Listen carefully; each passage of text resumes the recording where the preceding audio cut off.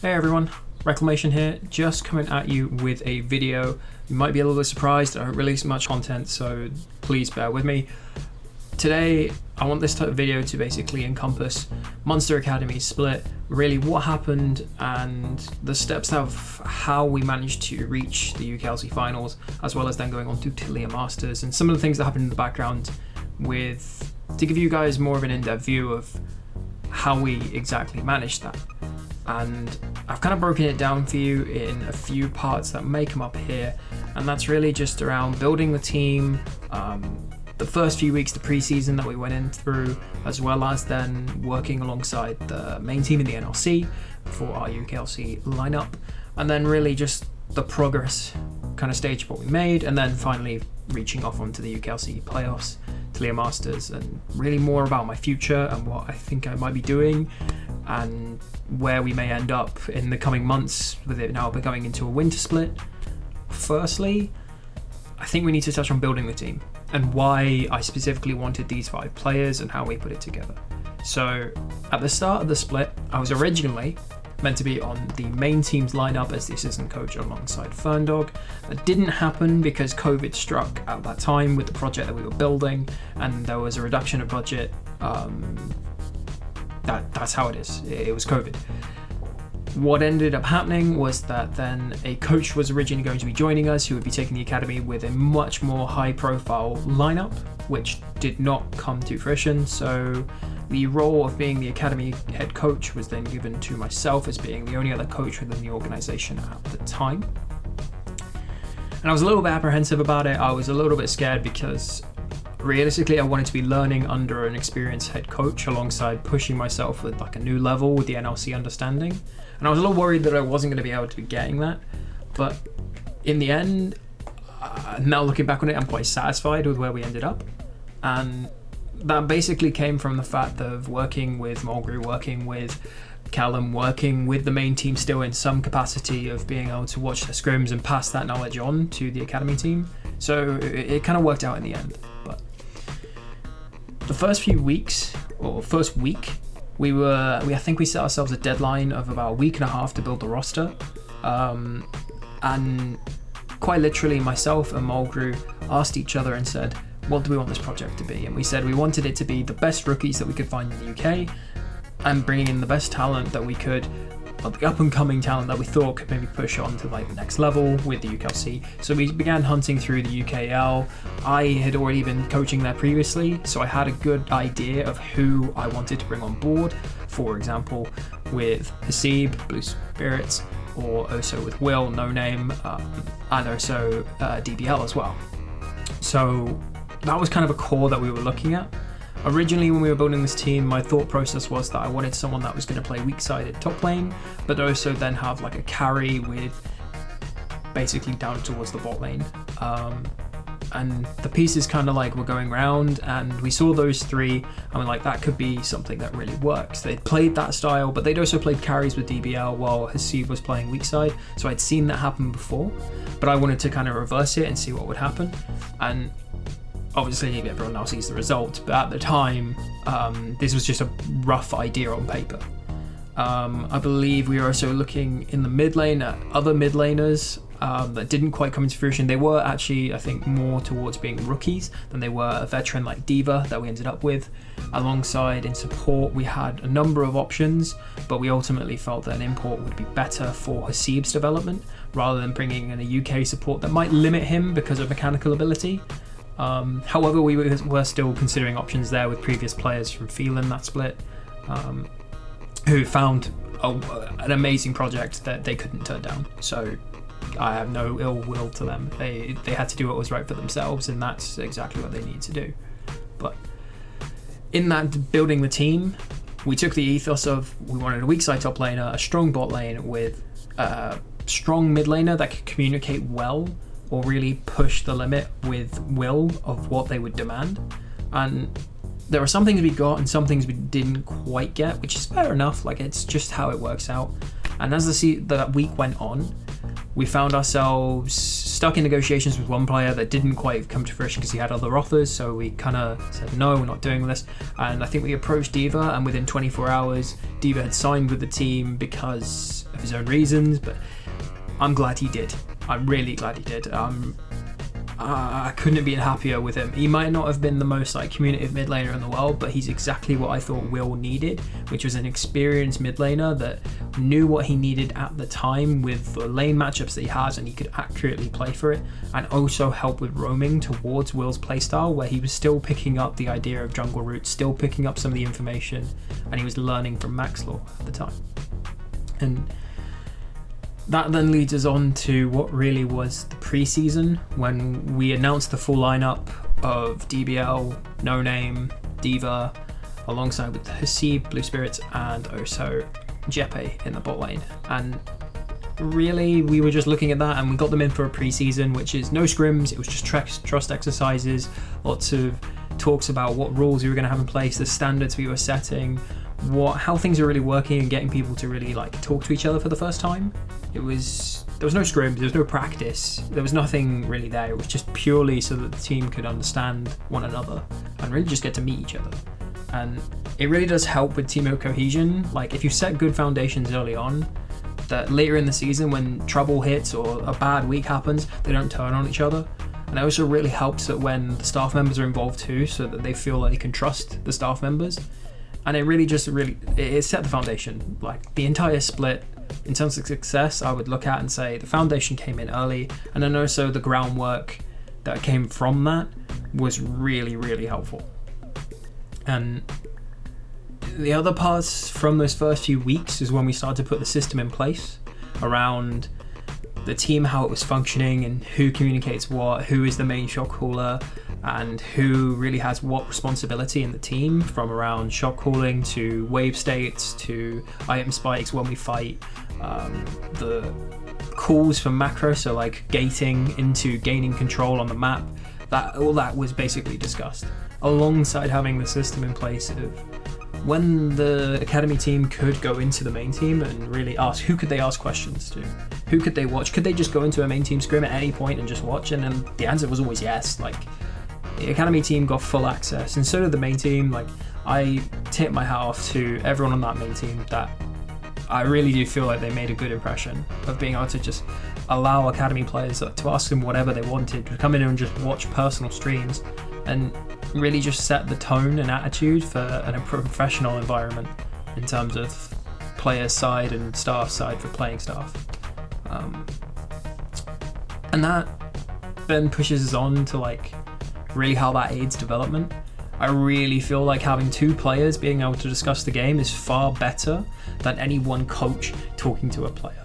No matter how much I watch, I will never have the mechanical know-how or ability, in my mind anyway, to be able to play someone else's role to an even greater level than what I had previously reached. So maybe support I might be able to help out, but if I want to push on as a coach, as an individual, I understand now that like me trying to help an individual is really not going to be worthwhile, but I can affect how their performance works with the team, in terms of their communication, in terms of their decision making, in terms of, are they getting enough sleep? Are they eating correctly? Are they going to the gym? Are you okay? Like, your wellness, your well-being, your social structure in the team. I can really impact those as a coach.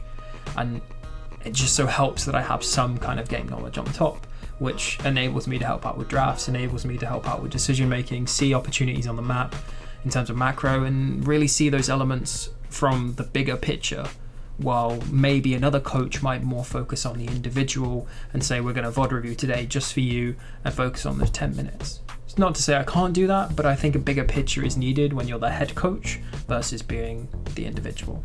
And that's kind of like where we went with the development. So players were helping themselves, and it was on them as an onus to say, if you want to get better as an individual, you put the effort in, you put the time in, we will give you the tools, but it's based on you being able to push yourself. So for any of the academy guys, if you're interested, their attitude towards development is all them. That's based on them. I didn't do anything on that part. It's them asking questions, them doing the replays, them playing solo queue, the whole lot.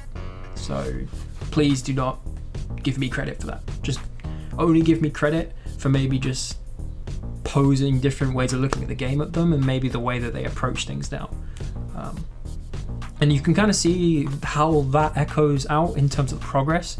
My ideal game of the split, or example of this, is going from game 1 against Enclave, and then coming up against on the second round robin when we can't play against them in game 2, and the difference in terms of macro, in terms of our understanding of control, our understanding of how to gate, our understanding of respecting the enemy, and when we can create those situations to gate, when we can have to respect the enemy and say that they have control on the map and the turns that they are trading, and also the understanding of some of the things that are involved. So like blue buff invades, that gives tempo advantage in 1 to 2 minutes time, or the idea around TPs, where they should be flanking, who should be communicating what. Like, it was so much cleaner and more crisp in those kind of weeks, and that's really how we did it.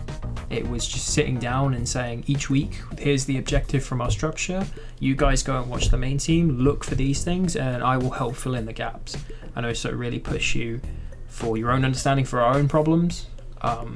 Like, for example, our neutral objective control, I think, was probably some of the best in the league, but that's only from my opinion, so please take that as you will.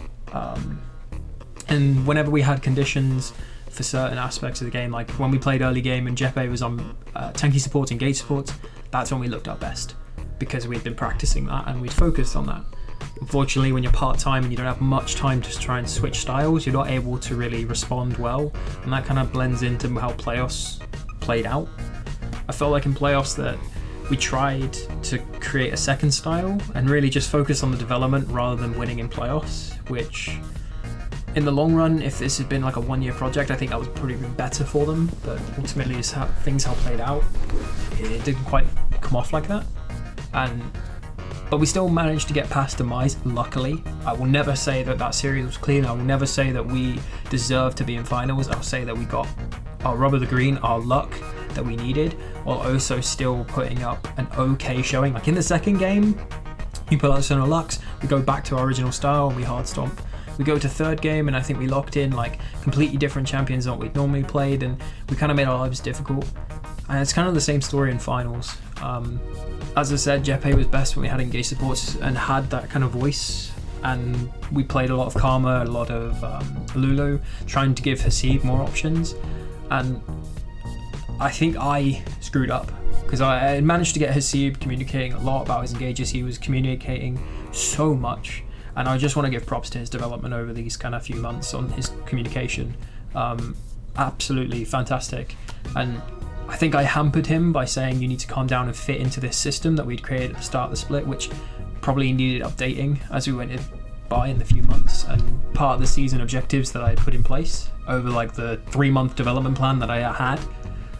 And basically we got into finals and we were trying this thing, and it just, in game 2 it works because you have Bard, it's an engaged champion again, and then we go back to Karma and it's just like, what am I doing? When now I reflect on it, it's such a poor decision.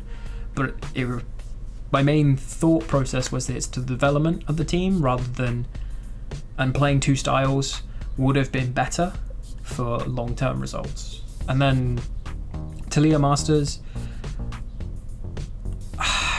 I have regrets about not being able to finish in the top 2, partly because I felt like we really could push on. I felt like that we had played against a lot of the Talia Masters teams before and they weren't that great, and then we played against Kova and we played against Granite and we played them in scrims and we'd beaten them in the past, but obviously best of 1 scenario with no preparation, no break in between games, and it really did just culminate in this issue of looking at it and saying, I think we can beat these teams, but we needed more games to prove it. A best of 1 wasn't conclusive, and best of 1s over a few days to then get top 2 in groups and then push on, when I really felt you should have had 2 games against every team, like a double round robin would have been much fairer. And ultimately it just kind of sucked to not be in top 2, because I felt like we had scrimmed some NLC teams, we had scrimmed some top league teams like from Russia, from NLC, from Spain, and we actually did really give them good games. It wasn't a complete stomp. It was always us contesting them and still putting those macro elements in place. And I felt like the team needed that extra push. Like if we had another few months where we could scrim against higher level teams to really like push on from the UKLC, that we could have seen this team go really, really far. So yeah, that's kind of it for the season, and I'll probably bring out some more content later on, which will discuss some tips on coaching, some things that maybe helped along the way in the season and what I built up to try and pass that knowledge on, alongside doing analysis as well. Like I'll give some analysis tools, how to use Excel, a few guides on there as the weeks come by with off season coming into place, and I guess that lends into my future. I am still looking for opportunities in other regions. I am still looking for coaching positions that I am ready to go full time. I'm willing to make that jump. It's whether or not someone gives that opportunity for me to continue my own development and really push on. But the chances of that are so minuscule with the amount of opportunities given that I understand why I might not reach that goal. And although it hurts to say that, it's just how it is. And if that isn't the case, then I'll just bring up more content about coaching and just try and help people out. But I don't think my future is going to be in the UK anymore. I don't think it's going to be within this region. It'll only be within the NRC, and I really want to push on to be part of a top National League team and say that I'm worth being there and not just taking up space. I'm not just riding along for the name, and really just going and saying that I can bring other things to the table, that maybe my game knowledge isn't going to push it there, but it's other things from my degree, from this experience, and really from my coaching background in football and traditional sports that can really make the difference at a top team and really push on to like maybe EU Masters and assert myself there and then push on. I mean, I've even contemplated going to Turkey or Brazil. That's how far I'm willing to go. So. And lastly, thank you for anyone that put up with my rambling for the last 15 minutes or so. I greatly appreciate everyone that came out to support me, everyone that said kind words, everyone that's come out and said, thank you. And this is my opportunity to say no. Thank you for just having a wonderful attitude. And if you would be so kind, those to continue to support me, my socials are below, as well as potentially looking in future to what I may do with more Twitch streams and more YouTube content. So that's all from me today, guys. See ya.